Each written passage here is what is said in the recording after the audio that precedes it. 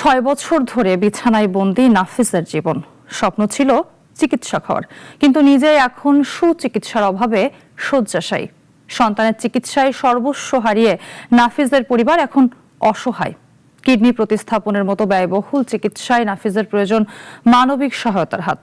মৃত্যুর সঙ্গে লড়তে থাকা নাফিসকে ফিরে পাবে স্বপ্নের পথে হাঁটার সুযোগ। রংপুর প্রতিনিধি ফাহাদ হোসেনের প্রতিবেদনে আরো জানাচ্ছেন প্রিয়াঙ্কা সেন। একসময় যার হাসি আর চঞ্চলতায় মুখর থাকতো পুরো ঘর, আজ সেই নাফিস নীরবে পড়ে আছেন একটি বিছানায়। যে বয়সে স্বপ্ন দেখার কথা, সেই বয়সেই গত 6 বছর ধরে মৃত্যুর সঙ্গে লড়াই করে যাচ্ছেন এই মেধাবী শিক্ষার্থী। শয্যাশায়ী জীবনে থমকে গেছে তার স্বপ্ন, অনিশ্চয়তায় কাটছে প্রতিটি দিন। বন্ধু বান্ধবদের কথা মনে পড়ে, তারা আমাকে দেখতে আসে। আগে আসতো, কিন্তু এখন কেউ আসে না। ছোটবেলা থেকেই নাফিজের স্বপ্ন ছিল চিকিৎসক হওয়ার। অসুস্থ মানুষের সেবা করে তাদের মুখে হাসি ফোটাতে চেয়েছিলেন তিনি। সেই স্বপ্ন বুকে নিয়েই এগিয়ে যাচ্ছিলেন এই মেধাবী শিক্ষার্থী। এসএসসি পরীক্ষার ফর্মও পূরণ করেছিলেন অনেক আশা আর উৎসাহ নিয়ে। কিন্তু এসএসসি পরীক্ষার ঠিক আগ মুহূর্তে হঠাৎ অসুস্থ হয়ে পড়েন নাফিজ। পরীক্ষা নিরীক্ষায় ধরা পড়ে তার দুটি কিডনি অকার্যকর হয়ে গেছে। ফলে পরীক্ষার হলে বসা হয়নি তার। তারপর খুব আশা ছিল ছোটোবেলায় হেপস কমপ্লিট করবে 2 বছরে। তারপর ও করবে, যে পড়াশোনা খুবই ভালো ছিল, মেধাবী ছিল। এসএসসি এইচএসসি কমপ্লিট করে ও মেডিকেল পড়বে। আমার সঙ্গে সবসময় শেয়ার করতো যে মামনি, আমি খুবই আমার আশা আমি বড় হয়ে ডাক্তার হব। আমি এবার এসএসসি দিতাম, কিন্তু অসুস্থতার কারণে দিতে পারি নাই। রংপুরের গঙ্গাচড়া উপজেলা স্বাস্থ্য কমপ্লেক্সের সিনিয়র স্টাফ ফরিদুল ইসলামের ছোট ছেলে নাফিজ প্রতিদিন অসংখ্য রোগীর সেবায় নিজেকে উৎসর্গ করে দিলেও নিয়তির নির্মম পরিহাসে আজ নিজের সন্তানের মরণ ব্যাধির সামনে দাঁড়িয়ে আজ তিনি অসহায়। আমি ফরিদুল ইসলাম, আমি সিনিয়র স্টাফ নার্স, বর্তমানে উপজেলা স্বাস্থ্য কমপ্লেক্সে গঙ্গাচড়ায় কর্মরত আছি। আমার 2 ছেলে 1 মেয়ে।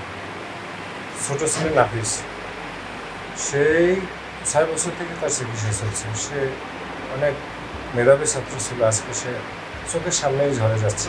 ছোটবেলা থেকেই নাফিজ ছিলেন মেধাবী ও ধর্মপ্রাণ। নিয়মিত নামাজ আদায় করতেন, মসজিদে আজান দিতেন এবং ছোটবেলা থেকেই মসজিদের নানা সেবামূলক কাজে নিজেকে নিয়োজিত রাখতেন। নাফিজ আসলে খুব মেধাবী একজন ছাত্র ছিল। সে ক্লাস 3-তে তখন সে মসজিদে যাতায়াত করতো। সেখানে মসজিদে আজান দিত, নামাজের পাবন্দি করতো, মানে মসজিদের প্রতি তার একটা আলাদা টান ছিল আর কি। সেক্ষেত্রে হঠাৎ করে আমরা বিষয়টা যখন অনুধাবন করতে পারলাম, তখন তাকে চিকিৎসার আওতায় নিয়ে আসি। সেক্ষেত্রে তখনই তার ধরা পড়ে যে তার কিডনি ড্যামেজ। দীর্ঘ 6 বছর ধরে জমানো সব সঞ্চয়, সহায় সম্বল বিক্রি এবং স্বজনদের সহযোগিতায় নাফিজের চিকিৎসা চালিয়ে এসেছে পরিবারটি। কিন্তু এখন তার পিঠ দেয়ালে ঠেকে গেছে। একদিকে চোখের সামনে সন্তানের জীবন ধীরে ধীরে নিভে যেতে দেখছেন, অন্যদিকে অর্থাভাবে প্রয়োজনীয় চিকিৎসাও করাতে পারছেন না।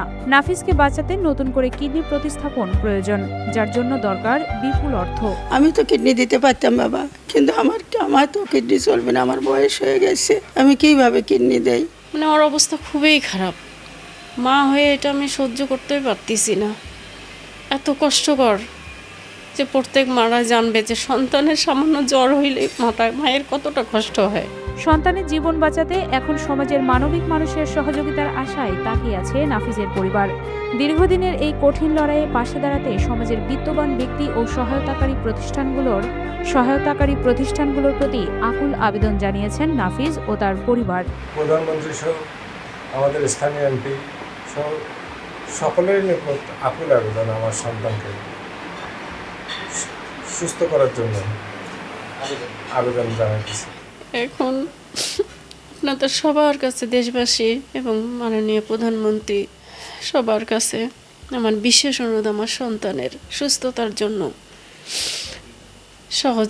আর্থিক সহযোগিতা করবেন এবং দোয়া করবেন আমার ছেলে যেন খুব তাড়াতাড়ি সুস্থ হয়ে যায়।